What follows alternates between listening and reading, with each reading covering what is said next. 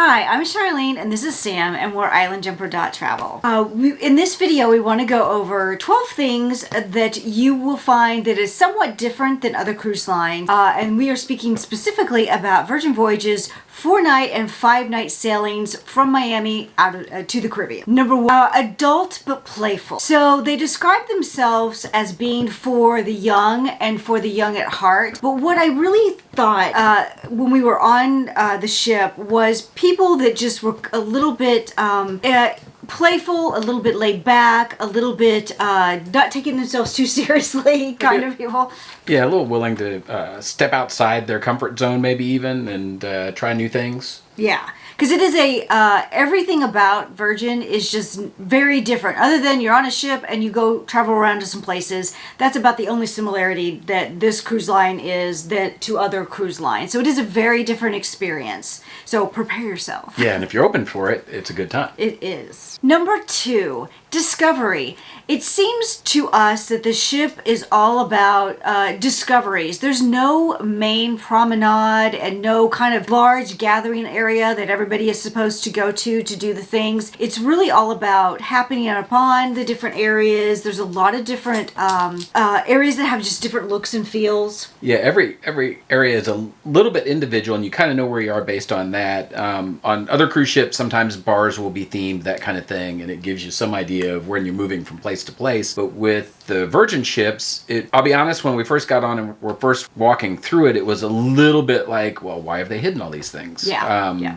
It felt a little disorienting because everything wasn't all in one central Yeah, place. because the pizza parlor was not in the main food galley area. It was like you had to go through the ice cream shop to get to the pizza parlor, and it was on a different level than the galley was.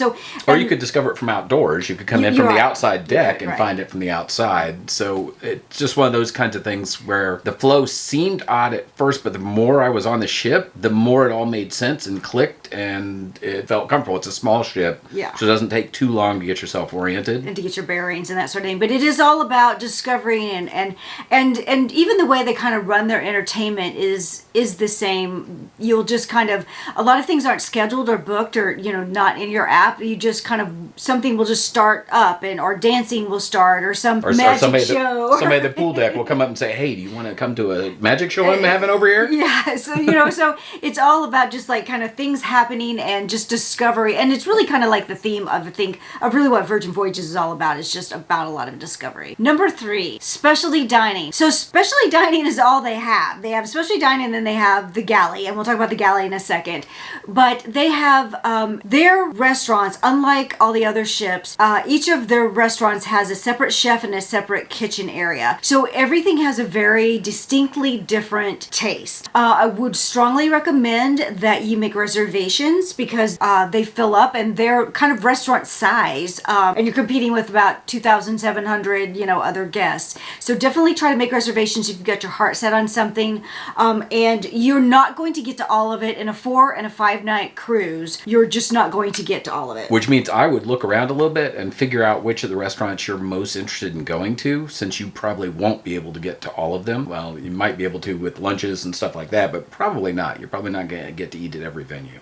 And we have a video of like little short videos about each of the different dining venues and kind of like what we ate when we were there. So we will include those links in the discussion area so that you can look at those if you like. But yeah, they all have different themes, and just you'll find this out when you watch the other stuff. But the Wake and Razzle Dazzle do brunch on Sea Day, and that's another thing that you might want to do a reservation for. And they also do breakfasts. I believe they do breakfast every. I think so. Yeah, at Razzle Dazzle for sure. Yeah. So that was keep that in mind if you're trying to schedule out the different ones. You might want to save the Wake and Razzle Dazzle for earlier in the day so that you can go to a different place in the evening. Number 4, the galley. So the galley is the buffet equivalent, but it's more like a faster dining situation. So what you usually do is you sit down and then someone will come take your order and use your QR code and you'll see all the different venues that they offer in the Galley. And it's more like a food hall. If you've got those in your town, it would be very familiar, a food hall type of atmosphere. Or even like think about at the mall, the food court, like that, like a bunch of different places. The food's better than that. Yeah, much better than that. Yeah, it really is excellent food. But it is all different kind of venues and different things are open at different times. There's also some grab and go. Like they've got sushi that's grab and go and some other stuff that's grab and go. And then there's like food at the dock that is kind of like in neither the Galley or the specialty restaurants. But the Galley is the food is really, really good. And the diner in the Galley seemed to be open 24/7. So that unlike a lot of the other ships that I think serve pizza pretty much 24/7, the pizza shop will close down, but the diner, which has hamburgers and french fries and that sort of food, they were open all the time. Yeah. Now the pizza place is doing entire pies. It's not sliced pizza. It's not pizza by the slice. It's entire pies, which I think is one of the reasons it closes down. Is because they've got to go back and get everything prepared and made to order. Yeah, it's a made to order pie. So and they have gluten free, which was really surprisingly good. The crust was I would recommend if you have gluten allergy problems. Yep. Number 5, basic Wi-Fi is included as a part of the price of cruising on Virgin Voyages, and you can upgrade if you need a faster service.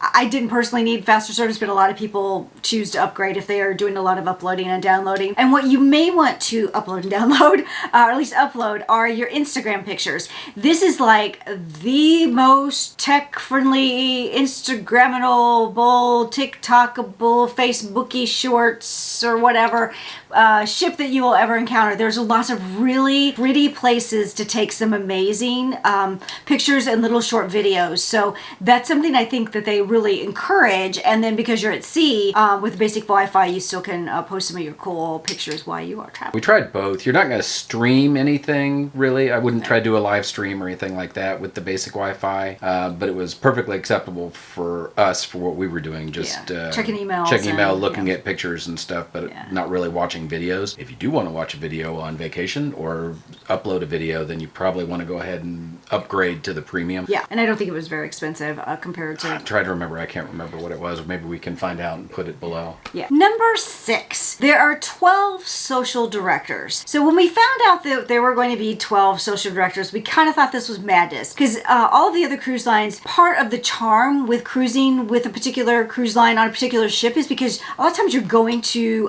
follow a cruise director that you really enjoy or you really like. You know, there's a lot of fan clubs among some of the popular cruise directors. So we thought 12 was going to be a little bit... Didn't know how that was going to work. Yeah, we thought it was going to be a little bit of a chaos. But we found that they turn over, the cruise directors have like shorter contracts, I think. So 12 keeps the energy high on their part. So it probably keeps them from burning out. And it also allows you to get to know a social director in the area that you're kind of... things you like to do. Yeah. We took one of the few things you have to pay extra for was we took this class that was how to make food look good on an Instagram picture, and then some tricks and tips about how to Instagram the food and pictures and that sort of thing. And so we got to meet the foodie and the hype guy, and then it was just really fun to see them throughout the ship because they got a little bit of quality time with us and we got a little quality time with them, and it felt like more connected. And I never really feel connected to cruise directors when you're on the big ships, although I see people stopping them, talking to them all the time. But we've talked to them. We've been in on cruises where we were in small group settings with those guys, but then I never felt like they knew who I was afterwards. Right. Yeah. But these guys knew who we were. It was clear. They'd wave at us and talk to us while we were walking around the ship. And yeah. I mean, we were on back-to-back, so that helped the matter. And we're a little introverted, so we don't normally make friends with those folks. So. Right. So I thought it was nice, and I thought it gave a nice level of energy. And I think that they all come in, like, it's not the same set of 12. Like, it's not always a foodie and a hype man and whatever the other ones are. I think they just hire, like, a group of people that have different talents, and then they kind of pick out the things that they would do well. So it's a very interesting experience and something that really was successful, and I was really really surprised with that. So number 7, the activities on a Virgin Voyages ship will be non-traditional. You won't have your, belly flop contest and, sexy man leg or whatever, all the silly things that they do on Sexy man legs. Sexy man legs or whatever it is. On the normal ships. But they do, everything they do is, like I say, everything they do is a little bit different. There's a lot, you follow the app and the app will give you times of things that are happening. Like we watched a little game show and then the winner of the game show got to name an ice cream flavor for the day. And of course it was something, ridiculous. And there'll be events like that. There was like a horse race contest and there'll be things like that and they will be in the app and you can find them, but there'll also just be some stuff that just kind of happens. And I think that's kind of an interesting thing about Virgin. I think some of it changes with the personalities of the people that are there. You've got the 12 different cruise director kind of folks, and I think they bring their own thing there. I think the performers that they've booked onto the ship bring their specialties and their type of thing to it as well. I feel like they build around the talent that they hire. Like the shows that we saw on the ships that we were on, the back-to-back we were on, probably won't be the same thing that we'll see when we go back this fall. I think they're changing those shows a lot. Like we saw some acrobatic, like Cirque du Soleil kind of shows. There's like dance shows, but there's not traditional Broadway entertainment. Yeah, which was a good, I felt, change up from the kinds of things you see on the larger ships. Not that there's anything wrong with those things. I enjoy those as well, but this was a nice change. Yeah, it was just something really different and very non-cruise liney. So they hired a bunch of people from non-cruise line venues to come do their thing on the ship. So it does have a completely different personality. Number 8, there's typically a party every night. So on the 4-night and 5-night, there's probably going to be a pajama party the first night. And then the second to the last night, there'll be a scarlet party. And a scarlet party is kind of the equivalent to a formal night, except everybody wears red. And it can be, some people will be really dressed up and then some people will be in shorts or whatever to the casual. So just you do you. That's one thing about Virgin Voyages is they, it's a come as you are kind of place. They accept you however you are coming to the equation, right? And it's that kind of attitude on the ship. But there is typically a pool party starting kind of late, 10:30, 11:30 every night, and there'll be things going on in the manor, which is we'll have bands and there'll be shows. I'm looking forward to our next one because we're going with some people that will probably be up late at night. So even if some of us don't make it out late, one of us would be able to stay up and go to those things. And go do the things. But if you are looking for a party, a lot of times, weather permitting, by the pool deck, there'll be some party late in the evening, and there'll be just various things around the ship. But again, there's no main promenade, so you can just wander about. There'll be DJs around, there'll be bands playing in different places, there'll be different things going on, so just like check your app for things that you might do, and just look for something unexpected. Yeah, look for things unexpected. It may not even be things that are planned. We were at one of the band's gigs. They got done with that, and the band left there and went over to where another band was playing, and they jammed with him for a while. Yeah, it seemed very impromptu, but I don't know if it really was or not. Maybe it wasn't. I know, it felt but impromptu. It seemed very cool. So, like I was in a jam session, so that was very nice. Number 10. This ship is really into health, and all of the group fitness classes are a part of the price that you pay to get on the ship. So there's tons of group fitness classes, and I even was trying to go to a couple of yoga classes, and I got to it too late. So make sure you get those booked in the app if you want to do that sort of thing. And there's also an area that's called the Social Club, and it's got videos and foosball, air hockey, that sort of thing. And it gets a lot of attention, especially on sea days, and they have this big trunk that has a bunch of board games. So there'll be people all over the area playing board games, which is really fun because it's an adults only cruise, but it's you don't feel awkward about going and playing a video game because always I play video games sometimes on the normal ships, but you feel like you're invading the children's spaces. Yeah. But you don't feel right off of that, there is a place where you can get craft beer, and there's a place that serves adult milkshakes in that same area too. So it's like adult kid time. Yeah, but adult non-serious time. So and then like I say, lots of fitness classes. So those are just really, that's just definitely different. So you can tell what we focus on, not so much the fitness classes. So, number 11, Sailor Loot versus bar tab. Okay, this one gets a little bit complicated.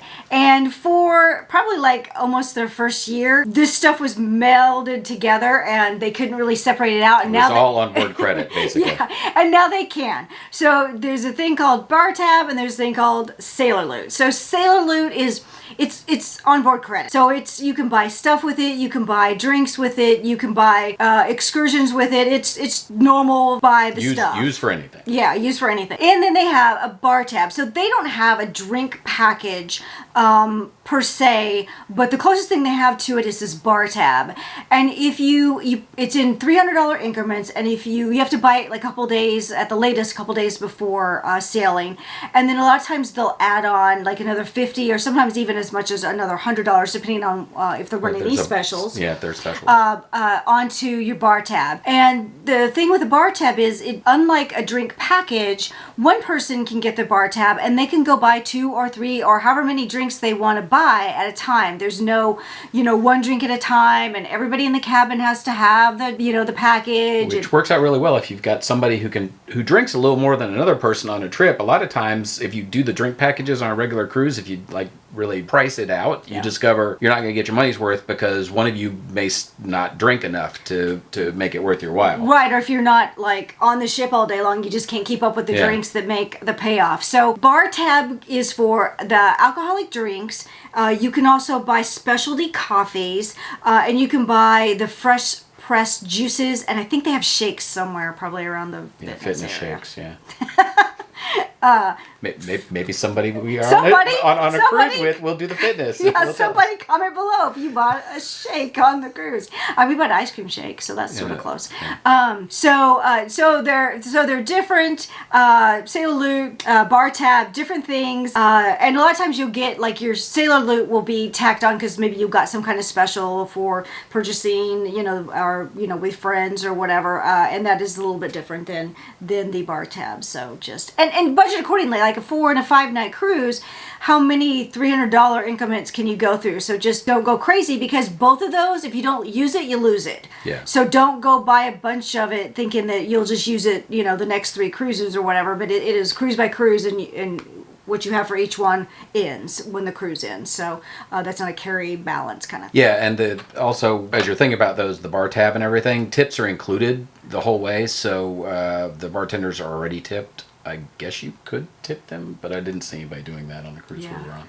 And keep in mind too, I felt their drink prices were really quite affordable, and maybe that's because like you sail out of Miami, and after you buy a few drinks around Miami, for like $18 to $22, maybe up to $24 a cocktail, and you get on the ship and it's between like 13, 15, 16. It seems like much more affordable, so it just seems like a reasonable priced cocktail. Number 12, there is a carafe of water in your cabin, and the room person will refill it every day for you. You can get still water or sparkling water. Just ask if you want the one you don't have. And I just felt this was like such a nice touch.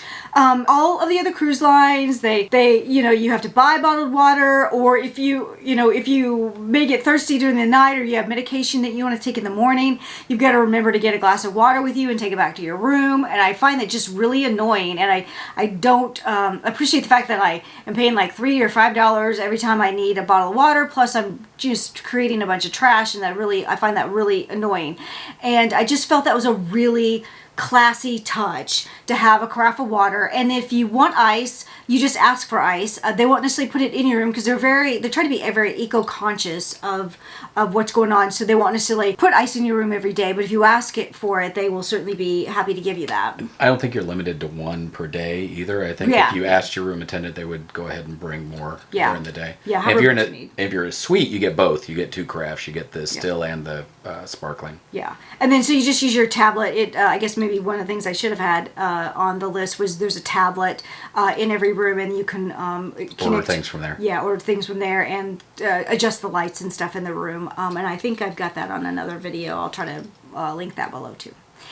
So then just a bonus item about Bimini. So they don't have a private island per se. They use a resort area in Bimini, and I think they share it with, I can't remember what the name of the hotel was they share with, but it's very nice. It has lots of seating, and it has 2 pools, and like one pool will have a bunch of like really large pool toys and that people are floating in all the time. I thought that was really adorable. And it's got a DJ at one end, so there can be really lively things going on, and I think they do contests and stuff there, but lots of good music like you would expect from Virgin, like I say. And there's also food, and the food is really good in that area. They have cabanas. They have a very limited number of cabanas, and if you want a cabana, you need to reserve one as soon as you make your final payment, because there aren't very many, and they go really quickly, and they can be different prices depending on when you're sailing and how, this high season are they going to cost more, obviously, but they also include, I think it's like, what is it, first round of drinks up to $100 are included with that fee, but if you were going to just spend the day in Bimini, and it's just typical beach stuff, not no slides and rock climbing walls. It's not a water park. It's not perfect day at somewhere else. It is just really like classic beach pool party. Beach pool party with really nice bathroom. Quite nice bathrooms, quite nice facilities. And then you can rent stuff. There was like a private vendor. Water stuff, yeah. Like water toys that you could go out on the ocean with. Yeah. So kind of all the normal things. But it's more of a grown-up vibe, but again, fun with pool toys that everybody is floating around on in one of the pools, which also really kind of cool, kind of a playful for the young and the young at heart. But in general, Virgin is just going to be a different cruise line, and that was the whole point of them. They didn't come to the scene trying to just be yet another cruise line. They're trying to get a different demographic, a different attitude. Although I think we have cruised a lot. We have quite a number of sea nights under our belt, but we still really appreciated the fact that this was just a really different offering. And I don't necessarily think I would cruise it always, but I would cruise it a lot because I usually go on vacation to eat and drink, and it's really top notch for those 2 things. It's not just like catching all of the really good destinations. It's not not necessarily a big ship with lots of luxury things, but I think what the food just cannot be beat, and it can be a lot of fun. And I also really appreciate the 4-night, 5-night rotations, because to me, like 5 nights can be a real good refresher amount of time, and I almost am ready to go by about day 5. Typically when I go on vacation, I'm like, okay, I'm rested, now I'm ready to go home. Because a lot of times we go down a day early, so we always kind of add a day to that. And you can always do that if you want to extend your vacation, because you're right there in Miami, and it's a great place to add a few days before your cruise. So I just like they're taking risks. They're taking some chances, doing things differently than a lot of cruise lines are, and some hit, some miss, but at least they're trying something different. And they're evolving. They really have taken all the feedback that they've been getting from their sailors, and they've really tried to evolve really quickly. Like the rooms even changed. Like there was a lot of feedback that they thought the rooms were too sparse, which I thought they were really nice. I loved them, but and then they redecorated all of them to kind of like make them a little bit more. Yeah, they've made more designated closet type of space. They've listened to what the people who are sailing with them are saying, and they're making changes as they go along, which is amazing and good. And it's definitely a way to keep me coming aboard, because if you're constantly changing, I'm gonna constantly go and see what you got to do next. What's new? So yeah, exactly.